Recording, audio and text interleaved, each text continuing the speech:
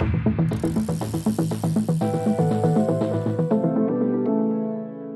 think the average bike rider is in kind of a weird place.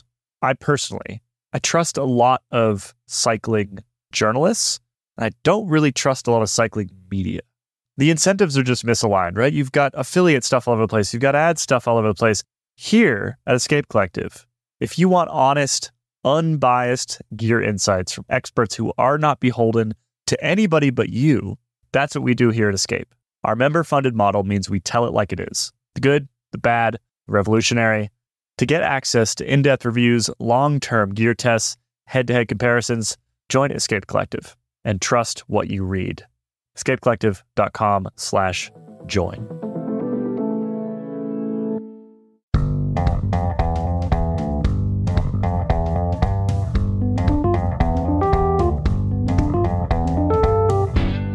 Hello, everyone. Welcome to this bonus episode of the Geek Warning Podcast from the Escape Collective. I'm James Huang, and I hope you enjoyed our last members-only Ask a Wrench episode, what we published just a couple weeks ago.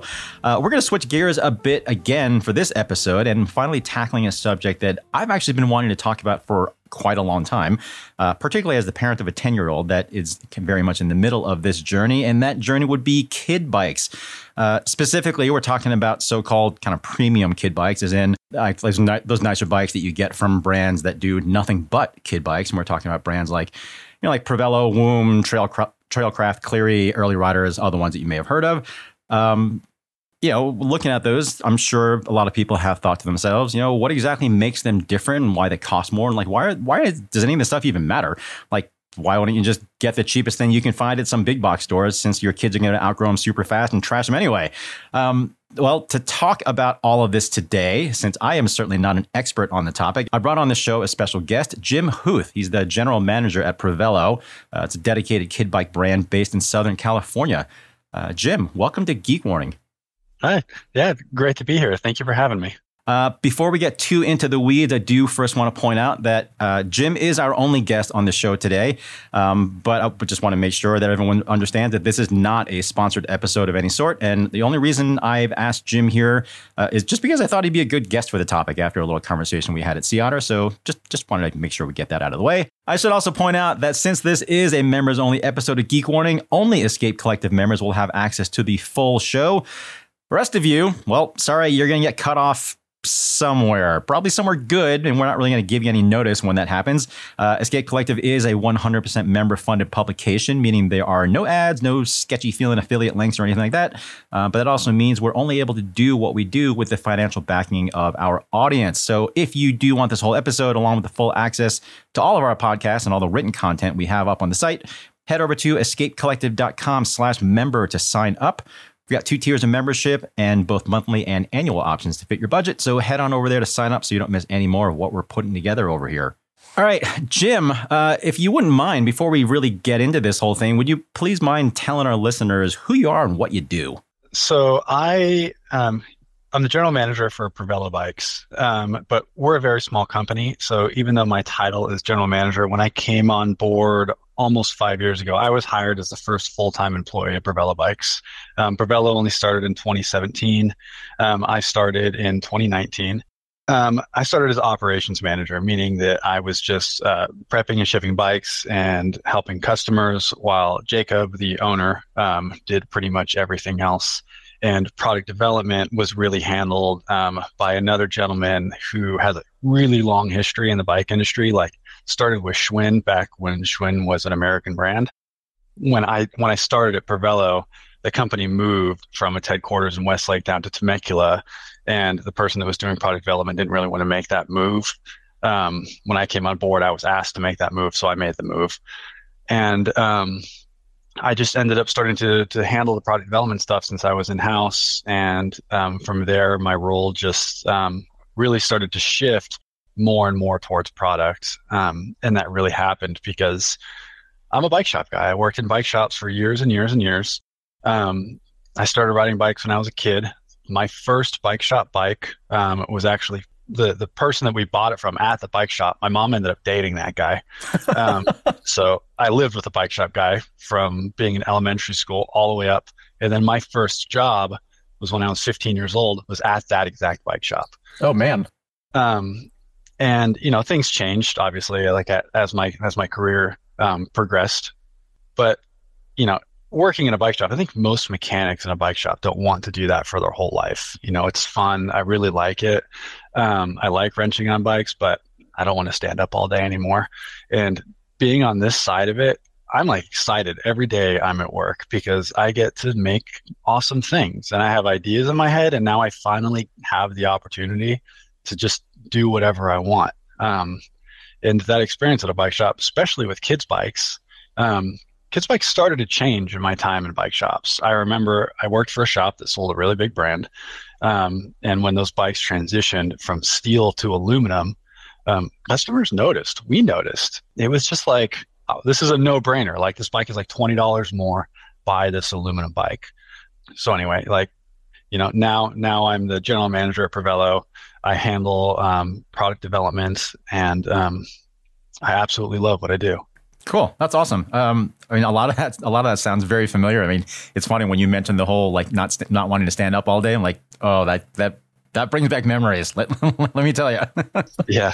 Yeah. I think it gets rough as you get older. Oh yeah. I think I worked in shops for like almost 14 years, something like that. Yeah, I was definitely a fair bit younger back then. And I definitely still remember getting home and just that feeling in your legs after being up on your feet and doing that all day. Like I am in awe of people who do stuff like that still day in, day out. Before you ended up working at Provello, and after you were at the shop, was there anything in between? Like, had you worked anywhere else in the bike industry? I mostly worked in shops. I did have a job at a big company called Sport Chalet, if you're familiar with it. Oh yeah. Yep. So I went from a bike shop to Sport Chalet because the pay was better. And I ended up managing a Sport Chalet store. And then actually, while I was there, I was like, man, retail is terrible. And I went and started installing satellite dishes. I worked for Dish Network, which was also very terrible. I didn't last very long there. Found my way back to another bike shop. Every bike shop I've worked for, including Sport Chalet, has closed its doors. When the last shop that I worked at closed its doors, I was really lost, didn't know what to do. And I worked I got hired at VeloFix. I was the general manager of, at the time, and I think it still was their largest franchise in Los Angeles. A couple guys bought them. They had multiple vans throughout the LA area. And I was the general manager for that company. And actually the first event I did for that company was also Jacob from Provello's first event. And I met him there. Oh, no way. Cool. Yeah. And that was really where we started talking and seeing him focus on direct to consumer while I was like, all these bike shops were closing. And now I found VeloFix that was a last mile for direct to consumer brands. I was really, a lot of people at bike shops have that mentality. They really don't like direct to consumer brands. And I had that mentality for a long time. I was like very anti direct to consumer because I felt like it was hurting our business. But when I was at VeloFix, I started, being a little bit more open-minded that the world is just changing and I had to figure out how to change with that. So now I work for a direct to consumer brand. Cool. That's, I think it's a nice little bit of serendipity there that you ran into Jacob at one of those events. Well, I think it's pretty neat that you've ended up in the spot that you are in now. And I think certainly a lot of shop mechanics who might be listening to this at the moment would love to be in that position of taking all that hands-on experience and being able to apply that to actually making product. So I guess we can go ahead and start digging into talking about kid bikes in general. So I think the category of premium kid bikes, I feel like well, I shouldn't say I feel like it is a relatively recent phenomenon. And I'd say why a lot of people, certainly other enthusiast cyclists, like they get it. A lot of people, I think, are safe to say, are pretty confused still as to what these things even are. Like how exactly are they different from kid bikes that we've all been used to seeing over the years? And like, why do we even have brands now that do nothing aside from nice kid bikes?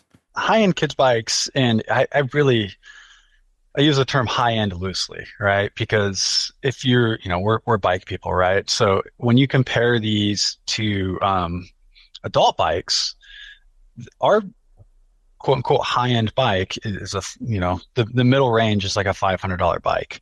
And in the adult bike world, at a bike shop, that's the first bike, right? It's the lowest end adult bike. So I think that it's really just a mentality of when you buy something for a kid because it's smaller, it should be less expensive. And as a parent, I get that. Oh, yeah. Spend a lot of money on my kids, especially now that I just had a second one. And it's just like, oh my God, where am I supposed to get all this money from? So I do understand that. But that's also like that mentality is what's given us these high tensile steel, super heavy frames, no handbrakes. Like the bike is just as cheap as you can make it. And we just think that hinders kids from being able to ride. And if you see riders now, like kids are, I mean, in every sport, right? I don't know if it's just evolution or whatever's happening. Kids are getting better and better and better and better. And, you know, I grew up riding BMX and I see the way BMX riders ride today versus what they did when I was a kid. Like a tail whip was a really big deal when I was a kid. And then we started doing bunny hop tail whips, and now people are doing quadruple tail whips, right? And it's like, if you were doing that on one of those heavy BMX bikes from the 80s, there's just no way, right? It took so much force to whip one of those things around. So having a kid's bike that does it's the same concept, right? It's just a lighter weight bike that fits better, that works better. And that's really all it's about. We're just trying to make a bike that is appropriate.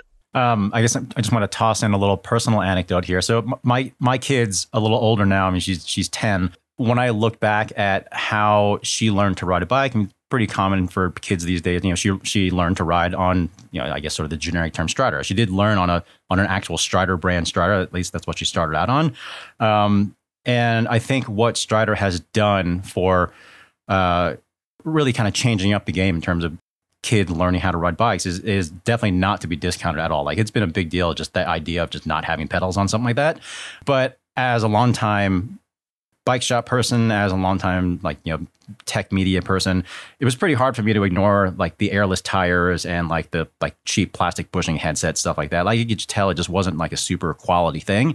And she was on that for a little bit, and then we switched her up to, I think she was on a Specialized something or other for a little bit, but the thing that really kind of changed the game for us was it was an offshoot of Cedric Gracia at the time. It was a company that was called Production Privé, and it was this super, super sweet balance bike, and like it was rad.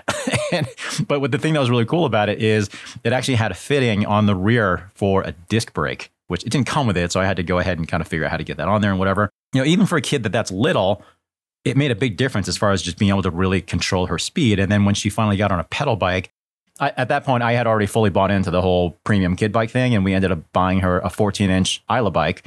So Isla Bike's a company that unfortunately isn't around anymore. But that whole experience really opened my eyes up to what these things are doing, because my kid was like 3.5 or 3, something like that. I had specifically requested from Isla Bike a bike that had no coaster brakes. So it was a freewheel, and it had handbrakes front and rear. And it was super light. It was remarkable how quickly she took to it. So at that point, like that was like the aha moment for me. So anyway, long personal anecdote. But one thing that was really striking for me was just, again, how much lighter that thing was. So as obsessive as adults often get about how much their bikes weigh, could you make the argument that it's even more important for a kid bike?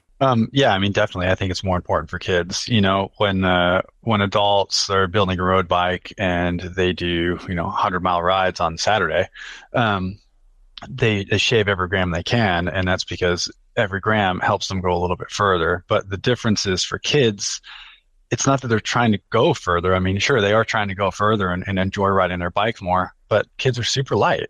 You know, when you have a 30, 40-pound kid on a little 14 or 16-inch wheeled bike, you can't have a 25-pound bike. It weighs over half of their weight. They can't pick it up. They can't get it up curbs.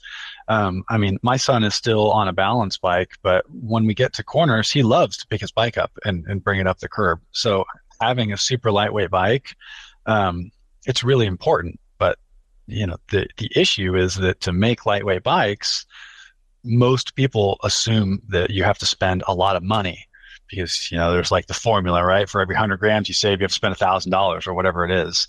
So doing that on a couple $100 aluminum bike is very challenging. And that's something that I work at every single day. And I think that that's really one of the things that made us start talking is I sit here and I get every single part I can from every single supplier that I can. And I put it on a scale. All right. And I have to weigh out the difference between the cost and the weight. And I have to look at that on every single component on the bike and then balance it out. I actually, when I go to, there's an event in Taiwan called Taichung Bike Week. That's where a lot of like us OEs go. So I think most people are familiar with the Taipei show, but that's really like kind of a consumer facing show. Taichung Bike Week's a little bit more intimate, and it's really where we try to build our OE spec and have kind of closed doors conversations with suppliers, and we do it all in one place. But every time I go to Taichung Bike Week, I could tell I must be one of the only people that does this, but I bring a scale with me. It's in my backpack. And every single time I put it on the table, every single supplier is shocked. And they just like look at me like, what is this person doing? Like, this guy is crazy. But it's like, I have to. It's super, super important to us. And I have suppliers sometimes make fun of me in our meetings because they're like, yeah, we get it. You care about weight. I'm like, dude, I have to. I'm sorry. Like, you have to shave every single gram. Like, every area where you can cut off, you have to cut it off. Weight is super important for little riders. Yeah, I mean, I guess as a percentage, like if you look at a full powered e-mountain bike, for example, I mean, those things are almost 25 kilos sometimes, 25, or, 50, 55 pounds, something like that. And, now looking at the ecosystem of products that surround that whole segment, you've got hitch racks with ramps on them and stuff. Like, you have all these things to assist people in just handling them because they're so much heavier. And then if you look at the average weight of, let's just say 150, 170 pounds, something like that, 70, 80 kilos, whatever.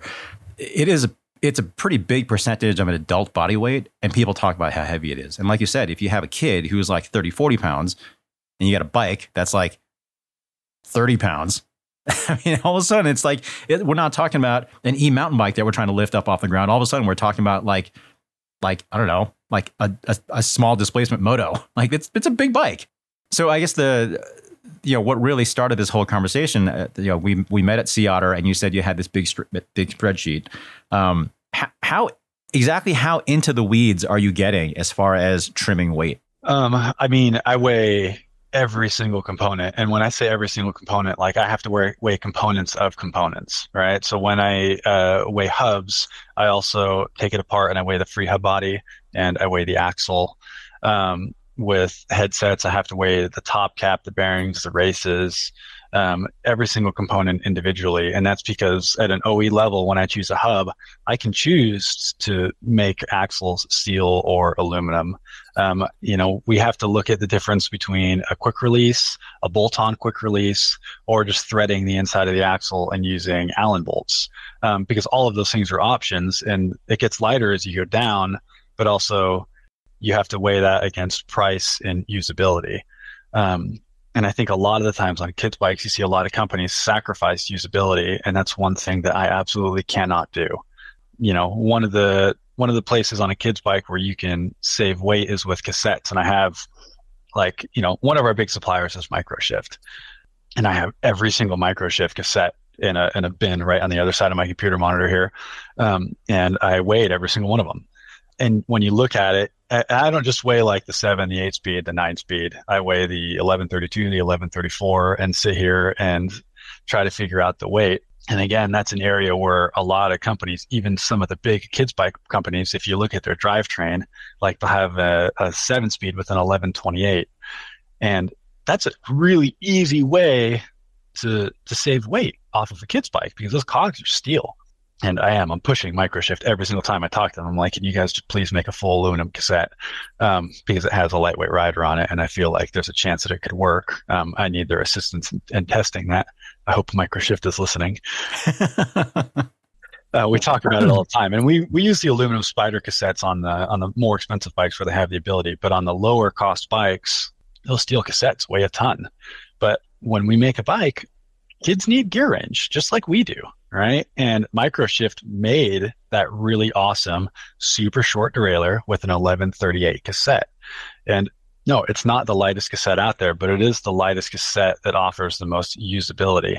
So yeah, to answer your question, we basically weigh every single component, right? But when I do these weights on the same end of the spreadsheet, I have to sit here and think about, even though this thing is super light, is the bike going to be good if I use this? Is the kid going to be able to ride it? Are they going to be able to climb? Are they going to be able to keep up with mom and dad or their siblings or whatever they might be doing? So yeah, we go super in depth with every single part of every single part. See, this is why during that quick meeting that we had at Seattle, I knew that we'd get along. I love this. So how light are we talking here? And again, like just to reiterate, this isn't a sponsored post or anything. So, but I am still going to use this as an example. Like how light are we talking about here for a complete bike? Like what do your bikes typically come in at? I mean, so the big bike that I've been focusing on weight for right now is our Zulu series, which we just launched. I got to be honest, I didn't have target weights, right? I just made the bike as light as I could. And I tried to stay within a reasonable price point, like I always do. I ruined our budget, right? Because we also we have a target, but you know the owner, he sits right next to me. He's over the wall. We just yell at each other. But I'm like, hey, I have to make a choice here. I'm like, this would make the bike way better, and we just do it. He's 100% invested in the company. He owns the company. We have no investors, and because of that, we can ruin our budget. And I really like that and appreciate it. Anyway, I don't have target weights for everything, but right now our 20-inch hardtail, and we actually don't have a production bike here yet. We only had a sample bike, and I did make some tweaks to that bike, so it should be lighter for the production version. But hardtail without pedals, because that's the way that we weigh bikes in the bike industry, even though I don't fully agree with it with kids' bikes, but that's the way everybody weighs it. 20-inch hardtail is 20.5 pounds. That's the weight of the sample bike. That's with a suspension fork. That's with through axles. That's with inner tubes in it. You can set it up tubeless to make it a little bit lighter. I did weigh that. The weight's, I think it's about 200 grams that you'll save if you set it up tubeless. You know, so you get basically another half pound on it.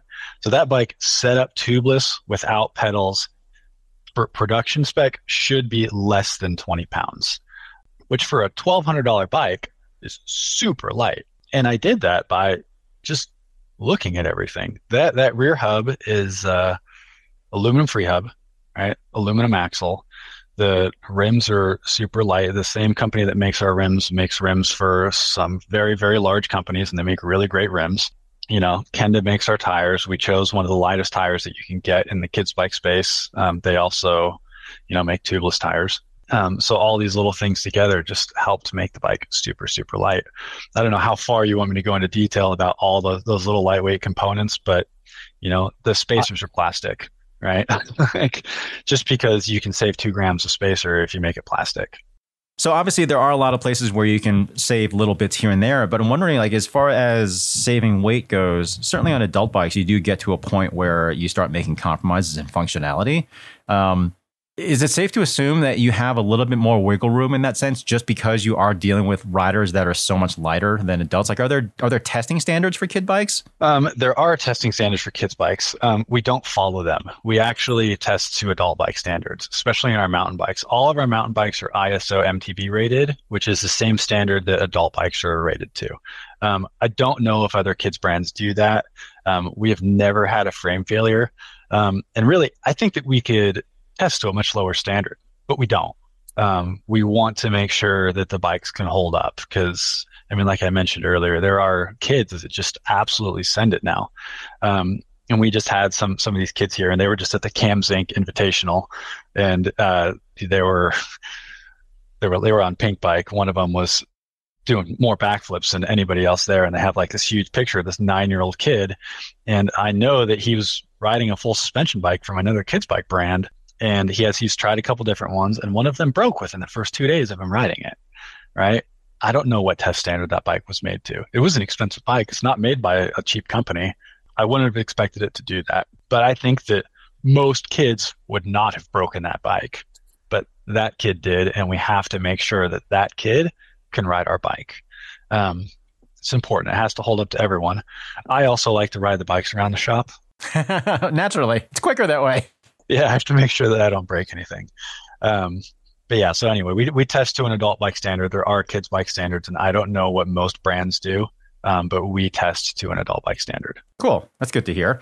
I guess sticking to the component theme for a little while, you mentioned that 20-inch Zulu that you just finished up, it has suspension on it, front suspension.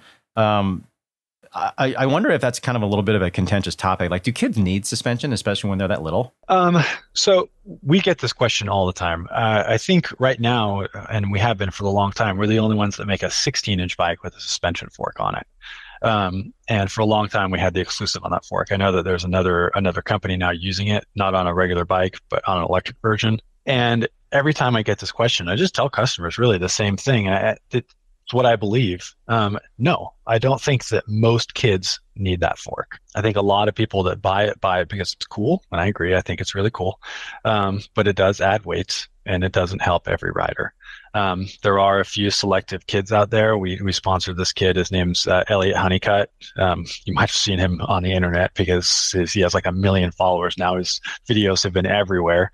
But he was just doing downhill races at Fontana, and he needs the fork. Right? You can see him tackling stuff that most adult bikes or most adult riders won't do, and you can see the fork working. So yeah, I think that even for some riders that the fork is needed. For most riders, I think that they really start to benefit from it at the 24-inch size. 20 and 16 is just the kids that are really starting to learn how to ride and really putting in miles and technical trails at a young age. And just to come back to the whole weight thing that we were talking about just a second ago. So one thing I did notice on the suspension forks that you are putting on your bikes, which I thought was pretty surprising actually in a good way. At those price points, and this is something I'm going to touch on a little bit later. At that price point for adult bikes, you usually used to seeing suspension forks with you still have an aluminum crown, fine, but it's like steel stanchions, oftentimes even a steel steer tube. And if I remember correctly, you're using all aluminum upper assemblies, right? Correct. Yeah. Aluminum steer tube, aluminum crown, aluminum uppers. It's all aluminum. We did just get off of a fork that was steel. It was like a 400 gram difference between those forks. It was enormous. That was where a big part of the weight savings on the new bike came from. The all aluminum fork is expensive, right? It's a big reason why our new bikes are more expensive than the older ones. But yeah, I mean, the big fork companies, I've looked at the OE cost of their forks compared to the OE cost of the fork that we are running, and it is it's different. Right? I don't know why it's so different. Those brands don't make forks for kids' bikes, so I don't really have a lot of conversations with those suppliers as to why there's those big price gaps.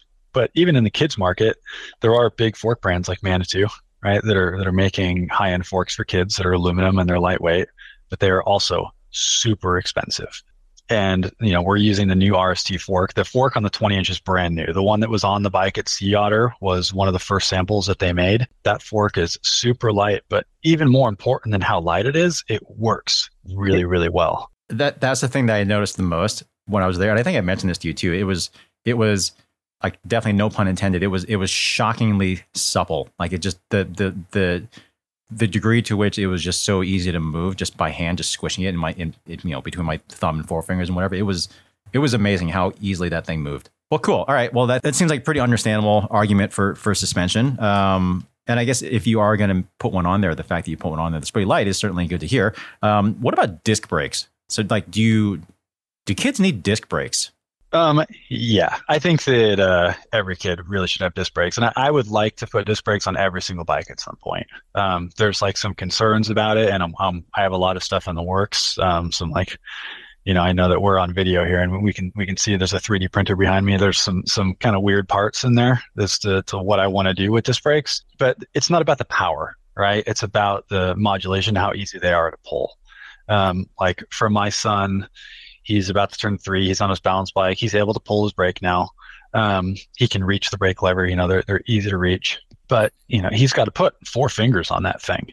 And it's a short cable. There's a lot of friction in linear pull brakes just from the cable and the housing. There's friction. So getting rid of all of that and having basically no effort to pull a brake, I think is very important for kids, especially since we're getting rid of coaster brakes. We're trying to get rid of coaster brakes on everything. God.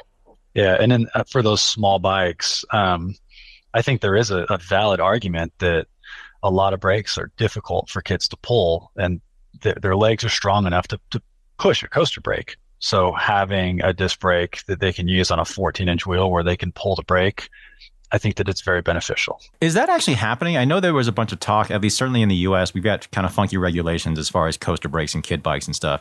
And I know there was a lot of talk about doing away with that rule. Did that actually happen? It has not happened. WOOM is actually is leading a petition on that against the CPSC. They used a video that Seth from Seth Bike Hacks he made about coaster brakes. That video is actually they're using it as legal evidence, right? Because he had such a valid argument. And in that video, he consulted with Jacob because Jacob, the owner of Pravella Bikes, is actually a lawyer by education. So he really understands that part of it. And basically everybody wants that rule to go away. But the problem is I'm sitting here talking about disc brakes, right? We're talking about disc brakes, hydraulic disc brakes, not mechanical, right? Just to clarify. And those brakes are expensive. And even though we can put them on at our price point, that law is protecting the masses, right? So it's a mass market problem, and you're not going to go into a department store and see a kid's bike with hydraulic disc brakes. If you put hand brakes on a bike from a department store, you're probably going to have those really kind of cheap caliper brakes that don't work, and those are not going to stop a kid. They're not going to stop anybody, right? So those bikes probably need coaster brakes. So there has to be something in the law that clarifies that. I don't know how to do that. I don't write law. I really wish that it was all just away and gone, and we had a little bit more control, but I understand why the law is there. So right now, we make a 14-inch disc brake bike that comes with a coaster brake, and then for $20, you can check a box on our website, and we will give you a complete rear wheel with a tire, brake rotor, and freewheel installed, and a hydraulic brake. So it's $20, right? We lose money on that, a lot of money. The brake costs more than that. So we give that to the customer, but the customer has to put it on themselves. I'm not allowed to. So, there's ways around it to stay compliant, but it's just not ideal. Hey, I'm sorry, I did say that we were going to cut you off, did I not? So yeah, sorry, that turkey timer has just popped, which means that your free ride's over. If you want the rest of the show, as I mentioned earlier, just head over to escapecollective.com/member to sign up. It just takes a few minutes, and you'll be back here in no time. So head on over, and we'll see you back in a bit.